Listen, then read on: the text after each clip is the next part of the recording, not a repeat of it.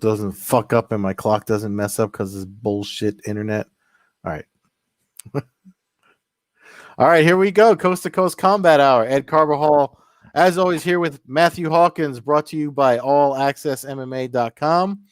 This week it's UFC 255 Fight Week, but before we move ahead, just for our audio listeners, make sure you stay tuned for the interview I got with Kenny Cross, who won at XFC 43 last week. I did an interview with him for MyMMAnews.com. And the audio portion of that will be at the end of this podcast after we do our little spiel here. So, what's up, Matt? What's going on, man? It's good. We got a lot of fights coming up and going through, and you wouldn't know there's a pandemic with all the fights going on. No, definitely no lack of fights right now. So that's been wild. I mean, we left when we went off the air on Friday. BKFC's main card was just getting ready to go, and I know. I think I sent you a video or two. Told you people were getting effed up left and right, and it was a brutal event, man. There was a 3-second knockout. I imagine you caught that. I did. And what's up with my man launching himself out of the ring after he gets the? I mean, I know people get filled with adrenaline and stuff after that, but Jesus. No, he tried to pull he was successful at what Mark Coleman failed at in the 2000 Grand Prix of diving over the ropes. But yeah, God, just brutality. I mean, I don't even know what to think of the event, to be honest, anymore. I mean, I went to the last one and got plans to go again, but it is just a violent bloodbath. I don't. Again, it's almost like I feel guilty enjoying it, but God, it's entertaining. A couple of the fights of note, Britain Hart, female fighter there, picked up a win. She challenged Paige Van Zandt, so that appears to be the fight scheduled now for Super Bowl weekend. And then Luis Palomino, former MMA veteran and constant contender in MMA, retained his title with a first-round knockout of Jim Ehlers. In a bit of an upset, I think. I have no idea what the odds are. I don't think the odds even matter when it comes to BKFC. It was just Ehlers had been just destroying everybody he had faced. I know Palomino was 2-0 and obviously had his big win for the title, but he came out and it's who hits lands first. I mean, is really what it comes down to, is who imposes their will and gets that first shift of momentum. There's very, very you don't have the back and forth in BKFC that we see in MMA or even boxing for that matter. It seems like it's quick damage and you either recover or you don't. Yeah.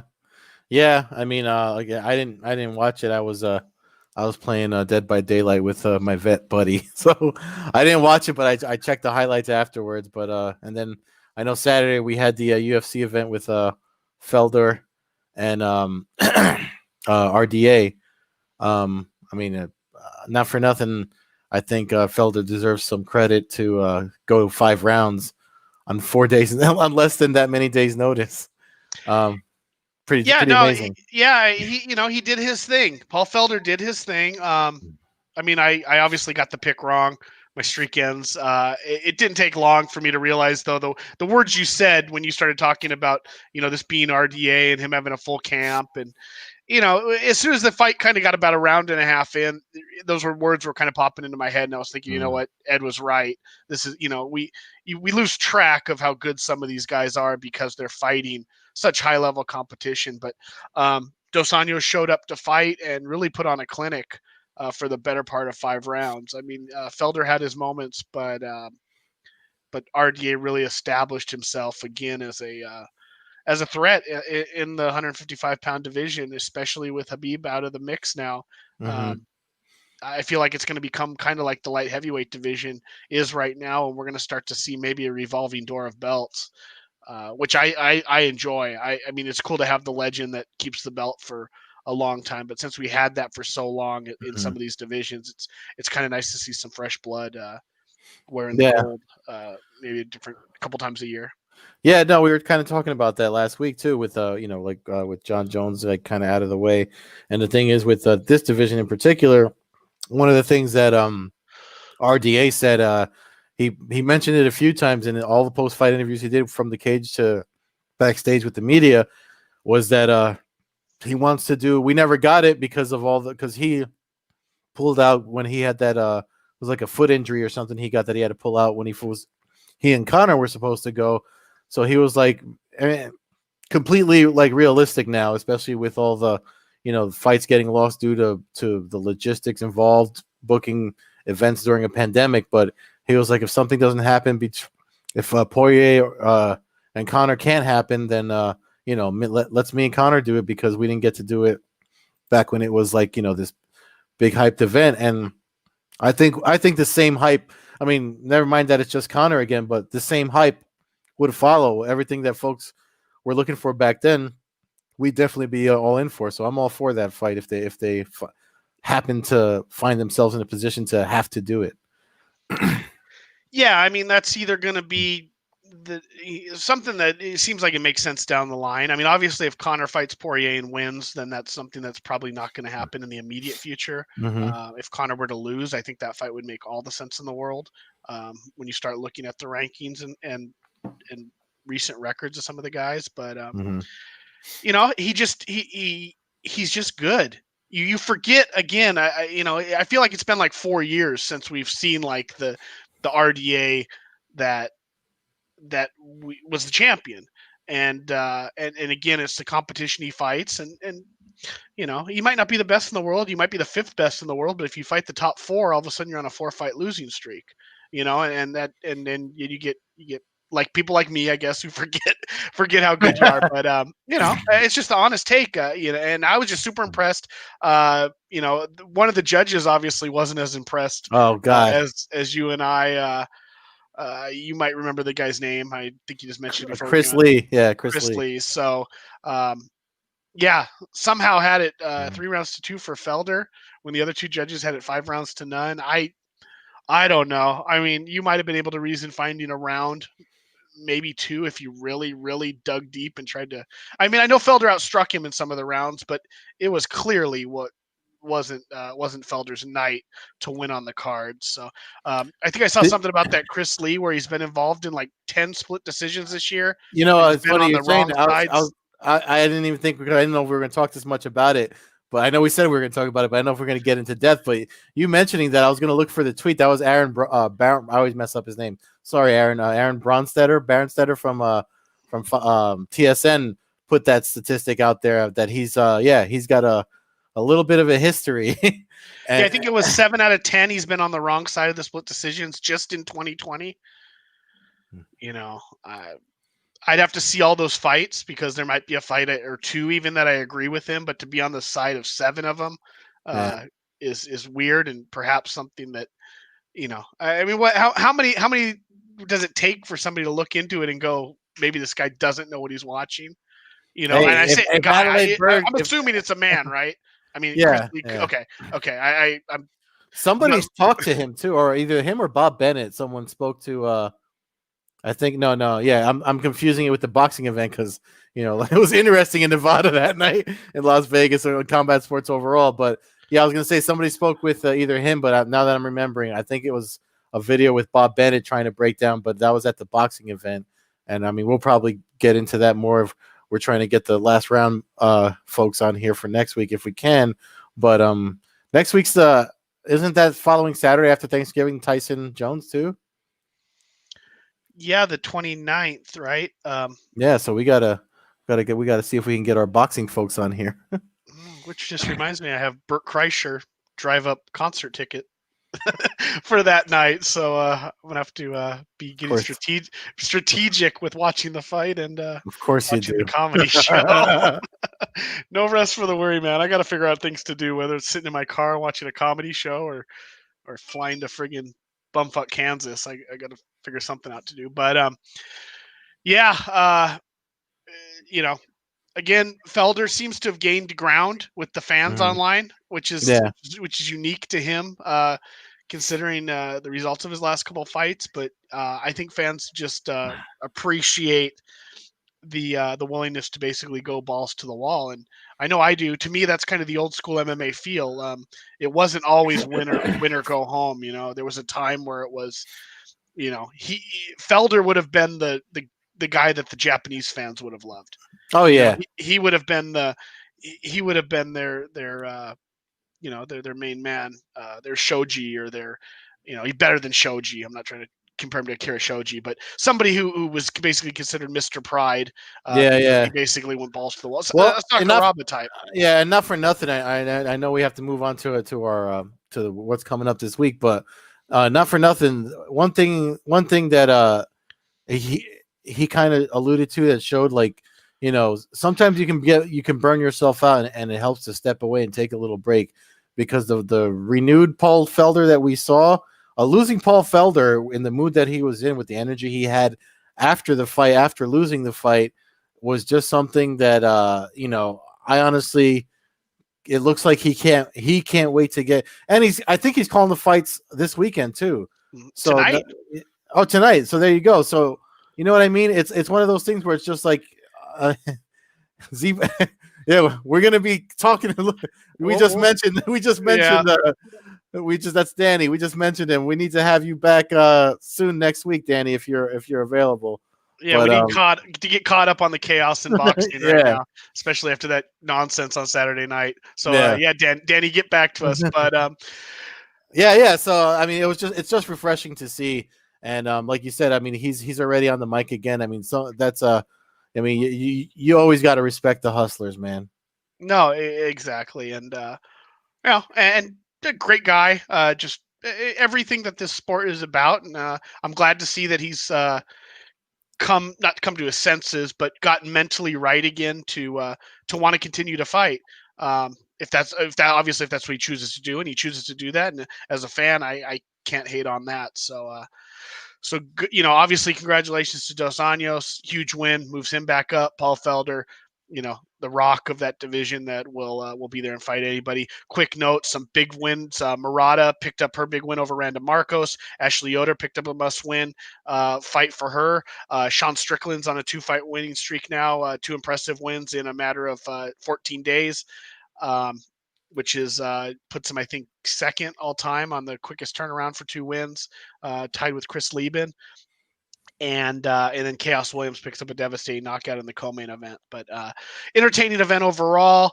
Again, they come back this week, but before then, we get tonight's the Contender Series. So anybody not watching our podcast, I imagine they are sitting down watching the Contender Series, and we'll be checking out our audio or video later on. But this Thursday, we get hit with another Bellator event. Yes, we do. Which is a huge fight. Actually, a mega fight again for Bellator. They've been on a nice little run of putting these huge fights together. Yeah, this is actually a pretty interesting card. I just brought it up now.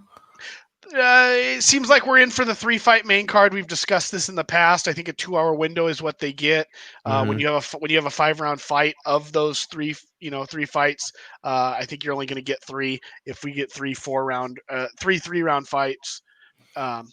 I'm sorry, 4 3-round fights, I think could potentially happen. But right now, the last few events have been 3 fights, main cards. This one kicks off with Joey Davis, wrestling standout against Bobby Lee. Joey Davis has also knocked people out with everything from, punches to flying knees and everything.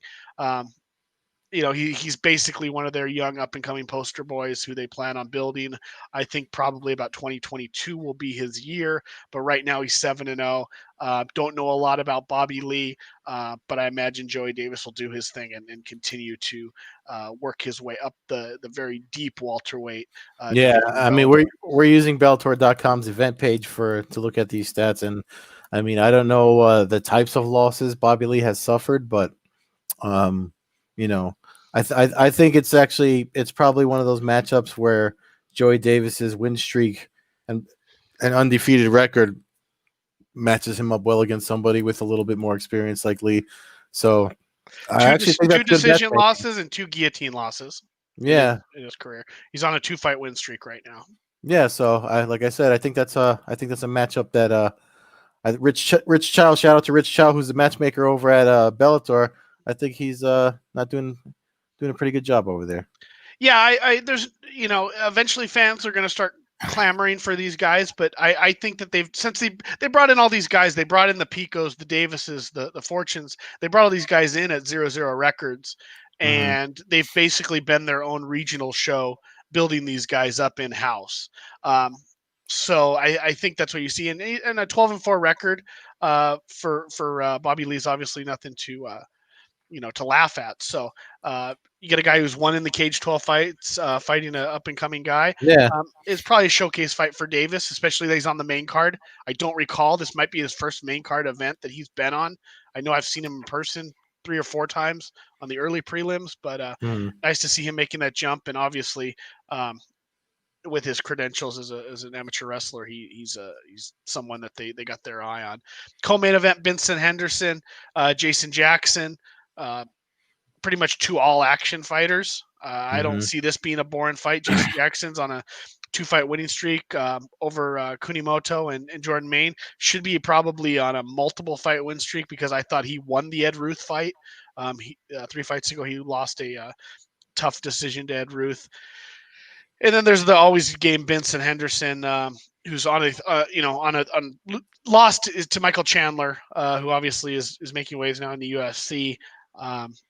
But prior to that, he had picked up MMA wins over Miles Jury and Adam Piccolotti. So to me, it's a tough fight to pick. Obviously, Benson Henderson has the experience, but Jackson seems to kind of be the up-and-coming fighter. I think this is a classic fight where it's, are you handing the torch, or are you making one more run for yourself? Yeah. I'm actually going to go with Jason Jackson. I don't know why per se. I just feel like that Benson Henderson might be at that point now where he's going to start adding up some losses. He might be able to keep active enough in this fight to pull out a decision. The power I've seen of Jackson, the strength he has seems dangerous to me. Yeah, I would hope Henderson brings him to the ground. I feel like that's probably where his edge is right now in his career, especially against the guys that he's been facing. If he can get them, into, because he is somebody that when he's off, not in camp, he competes at a high level, Fight to Win Pro, stuff like that for grappling. So I would hope that he, the hell, sorry. Scroll down a little bit again. What was the? Oh, down here. The height. So Jackson is normally. This fight must be at 170. Yeah, welterweight main event. Yeah. Okay, so Henderson's fighting at 170. So he's going to be giving up 4 inches. It looks like, at least in height. Yeah. If those are accurate, so it'd be interesting to see the size difference too. But and it'll also be interesting to see if Henderson's able to take down a welterweight. I think if he can. I mean, I remember his fight against was it Koreshkov, where when I spoke to him about it in New York, because they did for the Chandler, when he fought Chandler before the pandemic. The last time I did event coverage with boots on the ground was at the Viacom headquarters in New York, and I sat and spoke with him. And after the interview, we kind of talked about his other fights. And when I talked to him about the Koreshkov fight, I asked him if he was trying to bait Koreshkov into a ground fight, because if you remember, he kind of I don't want to say he got knocked down, because he said I was kind of right, but not really, because he was like, Koreshkov hit hard as hell too. But so he didn't say yes or no, but it was almost like that was part of the game plan. So maybe if takedowns isn't his thing against a guy like Jackson, if he can bait him into if you remember that fight, he kind of there was points where he went to the ground and was rolling with the punches on the ground and tried to roll into to get him in guard, which is, it's smart for your brain health and safety, and obviously to survive. But obviously when you have judges and the competitive side of combat sports, not so smart. So I think he could lure him into something like that. And I like Benson Henderson. So yes, I have a bias. I'm gonna go with Henderson. Yeah, I think it's gonna be a good fight. I think that'll be a pretty action fight for the night. Yeah. The main event: Darian the Wolf Caldwell versus the mercenary AJ McKee. 16-0 McKee, 15-3 Caldwell. Caldwell's losses to Joe Telemagine. Joe T. Old loss he had. He got a guillotine loss. Tamiglio? Tamiglio. There you go. Guillotine loss in the early days of his career. His other 2 losses are both to Horiguchi, who is obviously pound for pound one of the best fighters on the planet. So no disrespect in those Oh losses. yeah, shout out to Horiguchi coming back on New Year's Eve. I Yep. forgot I got that email in the middle of the night at some point. I forgot when. Yep. But Yep. So that's great. He blew out his knee shortly after his second win over Caldwell when he won the Bellator title. So like you said, he's fighting off Sakura, looking to get his titles back. So they did a media day today for this event, this Bellator event, and I got my day job during the day, so I couldn't dial into the Zoom with everybody else. But I'm wondering if anyone asked, because when I did go to the media event in New York, obviously they were there to promote their fight as well. One of the things I talked to McKee about, because if you remember, McKee had a knee surgery too that kind of put things on pause for a little while, and I'm wondering. I was worried about them fighting and his mobility and how he recovered from it for the original date that they had it booked for, which I already forget. I know it was in the summer, but I forget what the original date was. But the pandemic might be a blessing in disguise, which makes me favor McKee in this fight, because if he's fully recovered and we got the AJ McKee that we've been seeing, I think he's going to be a problem for Caldwell. And I mean, not for nothing. I mean, I'm sorry, Darian, because I know he's from around the way up here in Jersey. He's a Rawway guy. Rawway. Yeah. Him and Emmanuel Yarborough. Yeah, with literally like 15 minutes from me. So I'm like, I just I don't know, man. Something about a second generation mixed martial artist. McKee's been showing us that there is something to be said for when it's in your DNA and your blood and stuff. You know what I mean? Yeah, no, I definitely know what you mean, and that's been we've seen that throughout the fight world. But I'm gonna take a different route. I'm actually gonna pick Caldwell to win, not for any other reason except for this tournament has gone too smoothly. And if I know MMA, I know you don't ever get the fight that you exactly wanted, which would be Pitbull versus McKee. And the way Pitbull's fighting right now, I think McKee's knee injury is going to be a factor. I think we're going to have to see how he recovers to it. Caldwell's probably about one of the worst opponents you could ever fight, coming off of a blown out knee. I think Caldwell has bad blood for this fight. Both of the guys do. So I think that there's and the only thing that scares me is the 5 rounds, because I feel like we've seen Caldwell kind of gas while using, spamming wrestling over and over for 25 minutes is not easy to do.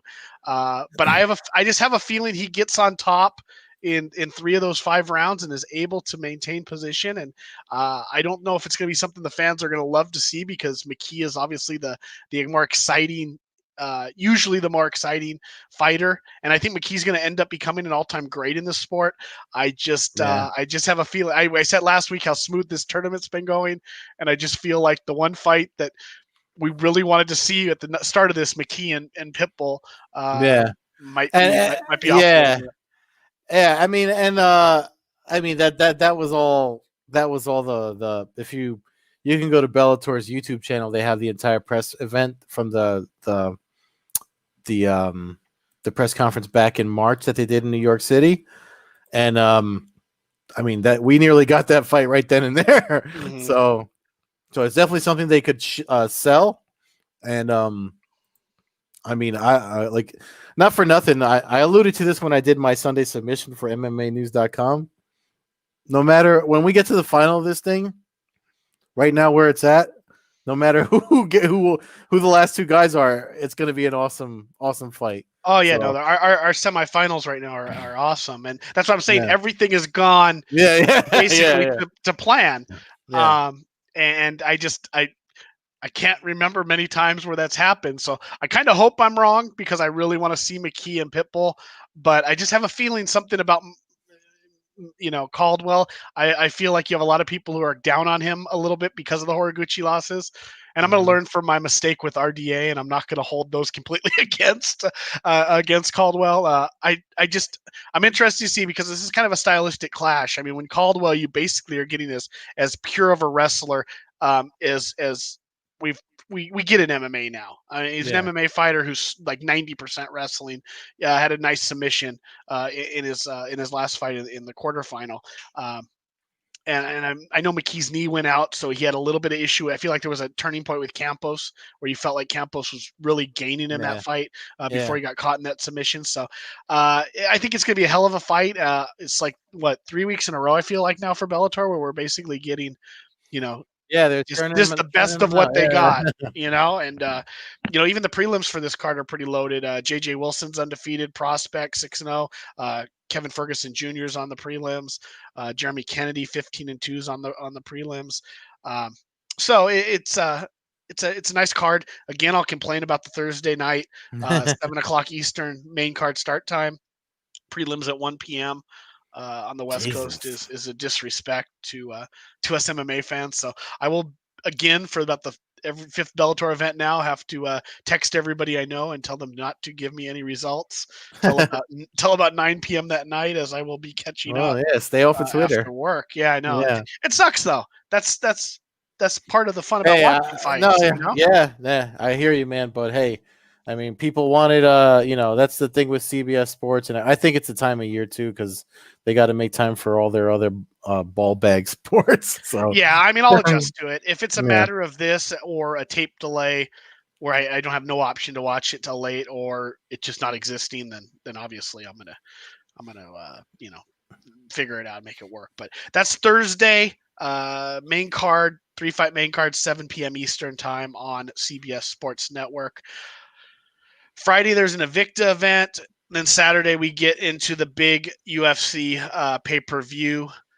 The flyweights, a rare flyweight doubleheader, title doubleheader to headline the pay-per-view. Starting, that's the top two. So we got the two title fights. We got Davis and Figueiredo defending his title against Alex Perez. Alex Perez stepping in for Cody Garbrandt, who was forced out of the fight. And then one of the female GOATs, Valentina Shevchenko, facing Jennifer Maia. Maia coming off of a big number one contender fight win in her previous bout. Mike Perry, Tim Means thrown together fairly last minute also as Robbie Lawler was forced out of his fight with Mike Perry.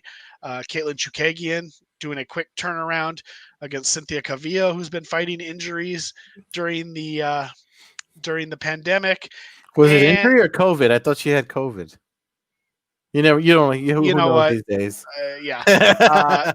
Well, yeah, it might have been. I thought it was something else, but perhaps. And then obviously it gets kicked off with the legend Mauricio Shogun, who in a rematch against Paul Craig, the two fought to a draw about a year ago.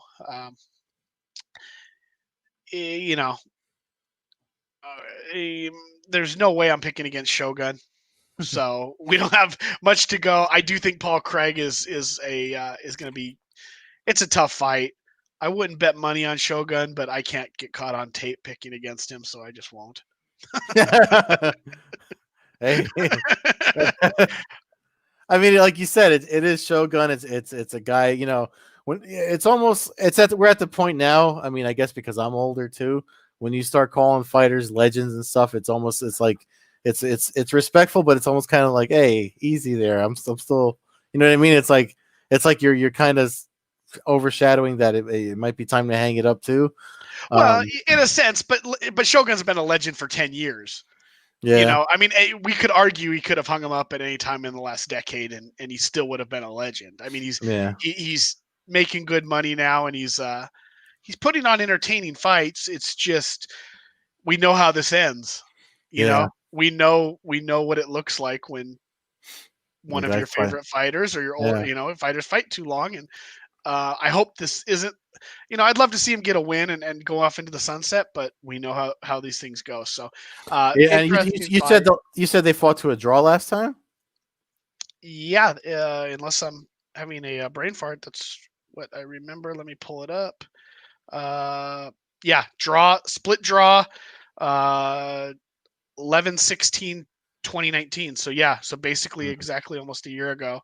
They had a draw, and then after that fight, Shogun picked up a win over Nogueira in a real close fight in Nogueira's retirement fight, and he had picked up a win over Tyson Pedro. So in reality, he's 2-0-1 in his last 3 fights, and I mean, just to keep with the theme, it seems like we're picking opposites anyway. I'll go with Paul Craig just because just because of you. I imagine he's also Paul. I would think Paul Craig would be a fairly nice size betting favorite.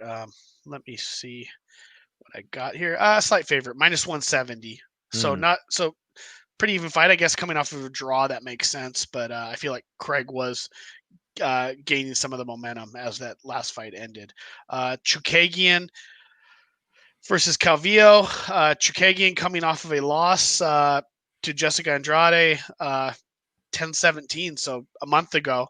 But she's got a quick turnaround with a one of the top contenders, Calvillo, 9-1-1. Who had her bout with Lauren Murphy canceled. That was the fight just recently on 10-24. She is coming off a win over Jessica I.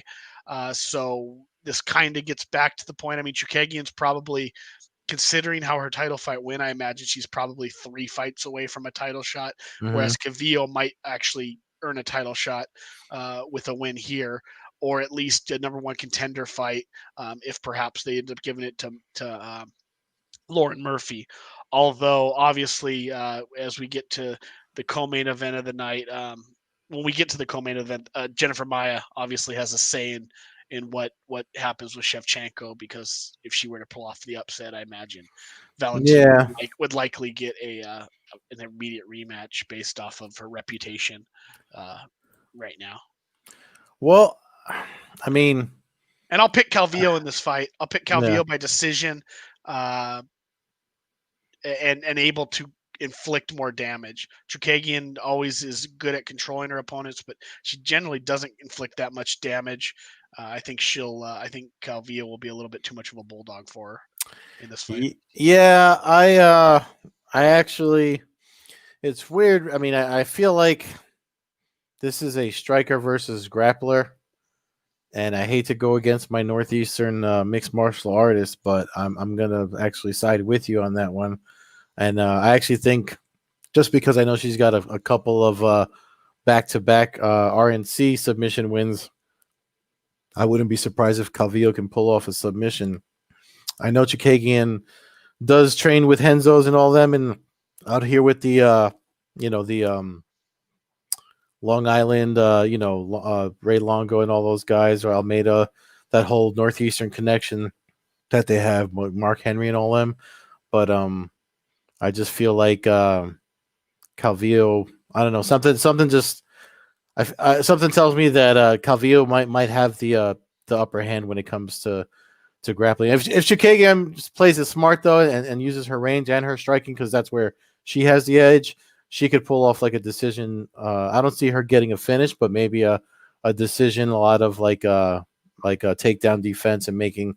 She could probably wear out Calvillo by defending the takedowns and like firing away, counter punching, counter striking. But so I mean, Calvillo's definitely if she gets her to the ground, she's definitely got a. You could see by the way she grapples when she does get the submission, when she gets that she's got her go-to move is getting the back and getting the choke, and I feel like if she gets there, that could be what we see. So I'm gonna go with Calvillo as well. Should be an interesting fight. Like you said, it's kind of a stylistic clash there. So we'll see how it unfolds. Excuse me. Third fight of the main card, Mike Perry. He steps in and fights Tim Means. Dirty Bird Means comes in late notice, 29-12-1. Is he late notice? I don't know why I didn't know that. Robbie Lawler was initially scheduled to fight Mike That's Perry. right. That's so right. When I say late notice, we're a month roughly. Not 4 or 5 days, anything like that. But to me, this is a fun fight. In fact, it's a great fight. It's just I'm not sure if I'm all down with the idea of somebody having to pay $65 for this being on the pay-per-view, but I think it's worthy. They're both like veterans and names. I don't mind it. Again, Robbie Lawler versus Mike Perry, probably I would have liked better, but I don't mind this one either. I mean, I might argue neither of those are pay-per-view fights. I mean, for me, a pay-per-view fight shouldn't be two guys who are about 7 wins each away from a title shot. Mhm. But again, it'll probably turn out to be the fight of the night. I mean, these guys are violent. I get why it's on here. I'm just not I'm not a big Mike Perry fan. I think Tim Means is great, but uh, I I uh, I think Tim Means knocks him out. I think we're going to end up in a giant firefight, and I think I think it's just a question. Hey, don't forget Mike Perry's girlfriend's going to be in his corner again. We saw how Yeah, well he so did last time. considering there's no crowd, I'm sure he'll be able to really, really get a lot of information from her that'll help in this fight. But I think it's just going to be a battle of two guys throwing blows. I see Means has a slight reach advantage. I was just Uh, gonna, yeah. I mean, obviously he's got a 4-inch height advantage according to the UFC site. Mhm. I just think, I think it's just going to be who lands first. I think this is going to be a BKFC UFC fight, basically. Mm. I don't think there's any ground fighting here. I think it's gonna be two guys basically winging for the fences, and somebody's gonna hurt somebody, and that person's not gonna recover because they're both huge punchers. So I guess because didn't Mike Perry go with Yoel Romero and them to try? I guess he didn't stick with those guys if he's doing this whole thing again with his girlfriend. So I'm just wondering, he's had all the stuff and I hate, how I hate to talk about fighters' personal lives, but when it comes to a fight like this, it's kind of like you have to wonder how much that's affected the training and the focus and stuff like that.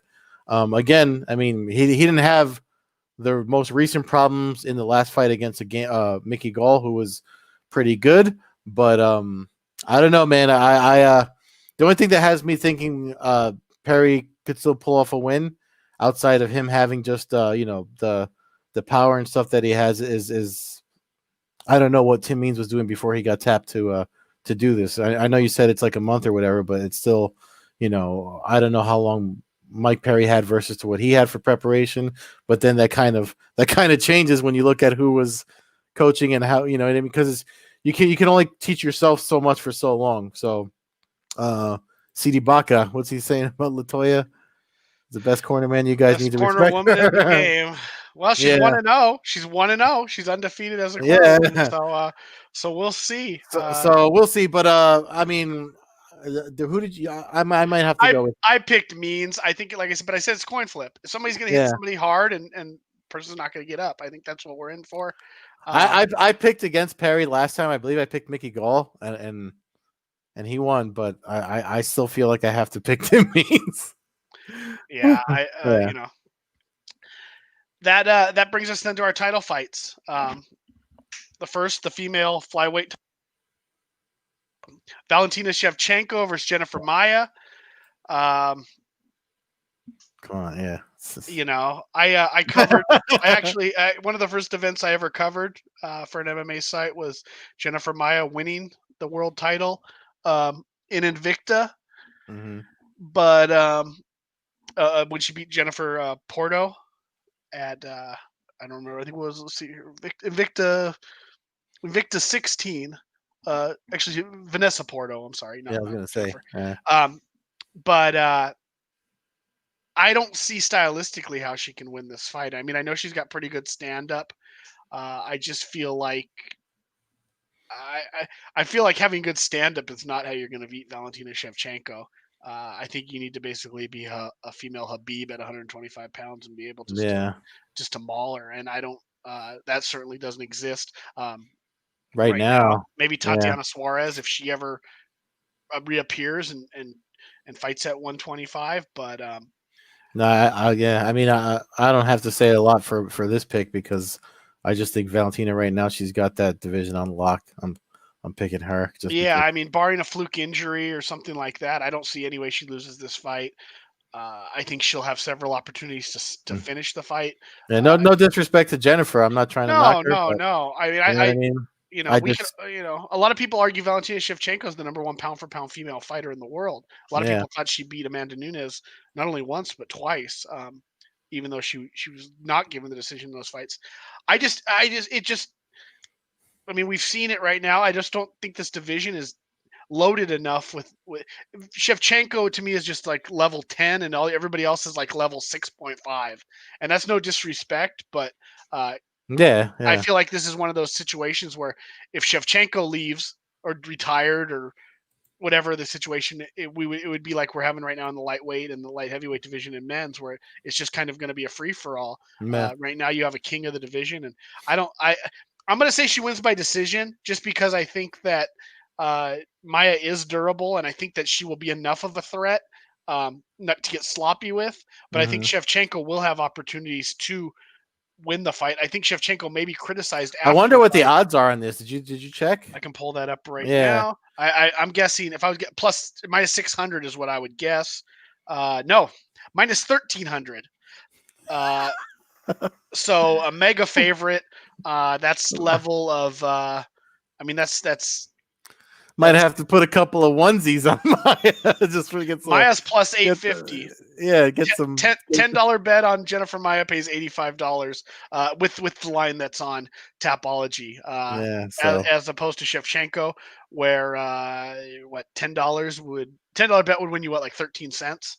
So something like that. It's you have to bet 100. You have to bet 1300 to win 100 on Shevchenko. So no reason to ever put money on Shevchenko, even in a parlay. Even in a parlay at those odds, it's insane. And I think those are insane odds. I do think she wins this fight fairly easily, but minus 1300 to me shouldn't be something we see in MMA, unless it's some kind of crazy open weight fight. If we saw Mike Perry versus Vitaly Minakov or something like that. Um, but yeah. uh, but yeah, I don't see any way Valentino loses. She wins, I believe, goes to 20-3 and continues her run. Men's title fight headlining the card: Davison Figueiredo, Alex Perez. Perez attempts to become the first Dana White Contender Series fighter to win a world championship. That would put him on levels with guys like Forrest Griffin and some of those early guys who won the Mm. Ultimate Fighter. Something that could be on his resume forever, and something that may even get you into the UFC Hall of Fame based just on that alone. Um, as we've seen with several Ultimate Fighter competitors. I don't see that happening though. And Paul brings up a quick point. I see him asking how many plus 1,000 times Shevchenko's been. Seems like that's been a run of them. I believe she was also against Chukagian. Um, and I imagine that's probably 3 or 4 fights in a row where she's been anywhere from 800 to 1,300. So, uh, but getting back to this fight, I think Figueiredo is up. He is the champ, but I don't think we've even seen the best of him yet. I think we're in for a nice little run of him. Yeah. I thought Garbrandt could have been interesting because we would have saw a bigger man coming down to his weight class. Hmm. This being a bit of a late notice replacement, I Yeah. think I think Figueiredo wins by mid third round TKO finish. Yeah, and and CD Bach is saying it would be dope. Yeah, it's if the underdog wins and the guy that comes out of nowhere. That's always cool if someone wins. But um, one of the things is, Figueiredo has that weird the whole thing with Bermudez where he didn't make weight and he kind of won or whatever happened. Mm-hmm. It seems like he knows that's kind of like a black mark on his record, even though he's got the belt and what have you. And I forgot who spoke to him, or maybe Nolan tweeted it, or somebody that spoke to him because today's is their travel day to get into to ready for fight week. That he's already kind of like close to or on weight and ready to go. So I feel like his focus is there, especially I think since winning the title, he's probably more focused than we saw on his way to the title. And yeah, especially I mean, if Perez is a replacement too, he's getting rushed into from Contender Series, and they're rushing him into most of those Contender Series guys. They don't get. I mean, how long? We'd have to look at. We'd have to do some research to see how long it takes a Contender Series signee to get to a title. To be a contender at least at a title shot like that. So I know the COVID situation has fast tracked a lot of folks into the public eye of fighters, but yeah, no, I think we're both in agreement with Fajero being Well, I the mean, yeah, Perez is the first to get a title shot. This will be his 1, 2, 3, 4, 5, 6, seventh. This will be 1, 2, 3. This will be his seventh fight in the UFC. So it's not an immediate shot. But You know, still, he's clearly earned it. His only loss being to Joseph Benavidez. yeah. But yeah, this will be an interesting thing. And I mean, if he pulls this off, then all of a sudden you start. It probably becomes easier for some of those guys to work their way up the rankings, just because the reputation of somebody winning it off that show is gonna. Plus, it's gonna do huge. It'll be huge for the show. It'll Yeah. legitimize the show a little more. Yeah. Before we sign off here, again reminding fans, you have an interview with Kenny Cross, the one of the top contenders in XFC, lightweight semifinalist for their lightweight world championship. But the cool thing about this event, the thing that's got me the most hyped is the main prelim fight, Brandon Moreno versus Brandon Royvall. Royvall we've had on the show before. Oh yeah, I completely So forgot about that. in the this is one of those rare occasions where we have like the number one contender fight on the same card with the championship fight. So a good showing. Any win by Moreno probably earns him a title shot, being ranked number 2. Royvall's a little lower ranked, but he's knocked off everybody in front of him so far. An impressive showing by Royvall. He probably also steps into the title fight. So in a division that hasn't always had the greatest history of keeping fans intrigued. I know Mighty Mouse had his fans, but the division was kind of stale with him around. This fight That's right going to be an amazing fight. You know, I think this fight see, to me this fight should be on the main card. We should have opened with this, yeah. But I think the main card is just hampered by the fact that they're not going to get away with having 3 flyweight fights. Actually 4. You couldn't do it because you got the Chookagian. I personally, I would have had this fight well ahead of the Chookagian Cavillo fight. That fight would have been my prelim, but they want to sell pay-per-views and with not exactly a stacked pay-per-view to the casual. This is the headliner for ESPN then, or ESPN2 or whatever. Correct. This is the fight that in theory would sell people on the pay-per-view. So it all works out. It all makes sense in this occasion, because if you get a barn burner here, you sell, hey, the champ fights in 3 hours by the pay-per-view. It's great. I mean, I love both these guys. I mean, Royvall's been on the show. Hopefully we can get him back. I mean, if you fucking call him again or whatever the hell you did, but yeah, man. I mean, I actually really like. I've been on the Brandon Moreno train too since he got on. Royvall, who's been, again, he's been on the show, so I mean, we got to have love for him too, and especially the way he's been fighting. You know, with the whole Miguel Torres vibe that he's got going. Oh man, I'm actually, you know what? Hands off of this one. I'm not even gonna make a pick. I'm just I don't even think we need to make a pick on it. This is as good of a fight as you can fight of the night right here. I like this personally. I like this better than the title fight. This to me, this is if you said, hey Matt, you can only watch one fight the whole event. Yeah. This is the fight that I would pick right here. And for me and considering my history of not being a huge fan of the flyweight division, these two guys right here are definitely leading the charge, along with Figueiredo, on changing my opinion on that. And I'm open to changing it right here. Yeah. No, seriously though. I mean, this is 2 young guys who are, Royvall was thrown into the mix, right off the bat with Elliott and then his last big win. I don't know why all of a sudden they pulled him off. They pulled Moreno off of that season of Ultimate Fighter to jump on a card, if you remember, because of I forget what was happening, but it was like, this guy's on fire, ready to go. Like it was like they knew they were going to use him again. They just started using him, and then Royvall just tearing his way up. I'm actually more excited for this than the other fights we just talked about. That's what I was saying. We should have spent more time on this, but but you're right about they brought in Moreno. He didn't win the show, but he actually fought before anybody else on the show fought, because they could see that he was the real deal. And it's funny, that fight actually ended in a draw with Askarov. But I already know he's gonna punch himself in the face and everything. It's gonna be crazy. It's just these guys are coming off legit fights too. I mean, you've got Moreno coming off wins over Cara France. Fight of the night. And Formiga, and then you got Elliott and Kai Cara France for Royvall. Fight of the night. They're walking away with their 50K. I'm calling it right now. There it is. So this will probably be one of the fights we'll spend some time reviewing next week.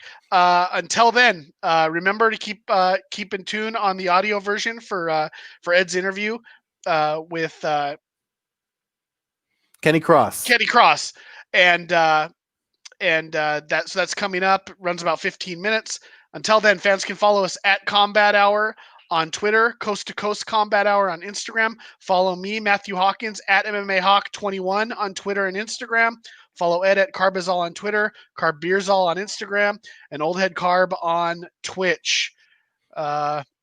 Make sure you check out allaccessmma.com for all your MMA news, and we'll see you at the fights or whatever it is. I guess we're doing a Thanksgiving week show. I mean, there's a boxing next week, so hopefully, if Z Boxing News gets back to us, we'll have some boxing content for you. We'll see how that goes. Until then, everybody have a good rest of the week. Stay safe, and thanks for listening. Peace.